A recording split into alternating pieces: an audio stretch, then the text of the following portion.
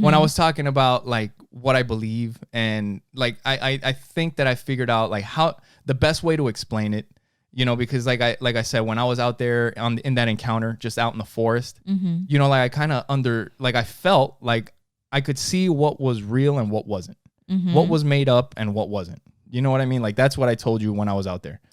When you talk to people that are maybe atheist or agnostic or whatever, and the more I think about it, I wouldn't say that I'm an atheist, because to say that you're an atheist is like, I know for sure there is no God, there are no, and that's it. Right. The thing is that science hasn't proven where the beginning of everything has come from. You know what I mean? So how can anybody say that there is none if you just don't know? You know, so to say that you're an atheist, like I know now, to say that I don't believe in the gods that everybody else believes, I will say that, because I think that those gods are made up by people. Or that like the creator of the universe still has power over everything. Like maybe something started the universe, something started everything, but who's to say that it still has power, that it's watching, that it knows what's going to happen in the future. You know, it has control of everything. Who's to say that? What if it just kind of like if somebody builds a house and nobody's living in it, you would think like, oh, somebody built that house, but they don't have any control over that house. They built it at one point and now it's just there, you know, something like that. But the reason, and sometimes like somebody that believes similar to what I do, they'll say that they believe either in science, right, or in nature. Now, science is something that is very broad, which has gotten a huge black eye lately, because there's so many different types of science. Right. You know, like the science of studying nature and where things come from is not the same science as pharmaceuticals. It's not the same science that started the coronavirus. You know what I mean? It's different. It's not the same science that's shooting rockets up into space. Like it has something to do with it because of physics and all that kind of stuff, but it's not the same. The science that agnostics or atheists believe, at least, you know, for myself, is the science that tries to explain the things that are around us. There is a science that when you're out in nature tries to explain where did these rocks come from?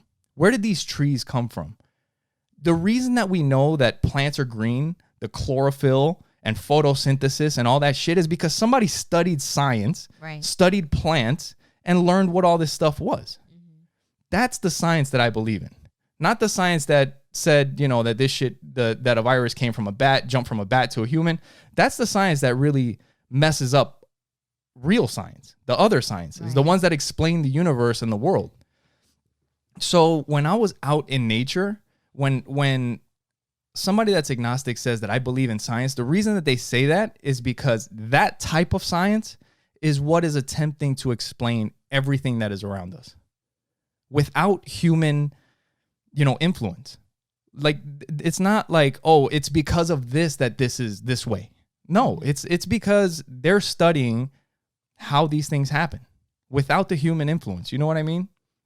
That's why, you know, I say that I believe in science or nature. I understand how you feel, especially when you first mentioned it, because I feel a lot of times, like, you know me, like I love being around nature. I do. I love it. And I do feel a spiritual connection when I am in nature. And so when you had brought that up to me, I was like you can understand that. Yeah. Like, and not only that, but like for somebody that's like very religious, the Bible is infallible. Like there are no mistakes. It's perfect. Right? Science is not that way. You know, because right now they're making discoveries about dark matter and different things. Like they're constantly finding out new stuff. At one point, science thought that the Earth was the center of the universe. They ended up changing that because they figured out that they were wrong. I explained to you this other experiment about Uranus, and like there was something about the rotation, about my anus? And not about your anus, about the one that's in space. But they were talking about they had done some calculations. I don't know if it was the rotation or whatever, but something just wasn't adding up. And they were saying that because their calculations weren't adding up, there must be some external force that they don't force, like they just don't detect it. We just don't have the ability to detect it yet. It turns out that the calculations that they made, they took from several different telescopes or different equipment.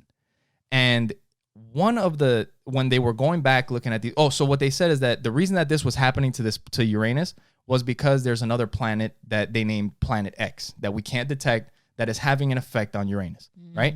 But and that stayed that way. This theory of Planet X stayed that way for years, for a while. And then little by little, somebody started investigating. And they found out that one of the telescopes that they were using to make their calculations had maintenance performed on it, or somebody worked on it. And they have records of all this stuff. And when they disregarded the calculations from that telescope and they only used the other ones, everything lined back up and the theory of Planet X disappeared. So they like, that is science's job, is to challenge each other's theories and thoughts. Like, I think this, and another scientist is like, I think you're wrong and I'm going to prove it. And then you find out that guy was right or that guy was wrong. But that's how science works. They don't claim to think they know everything. They're trying to figure it out.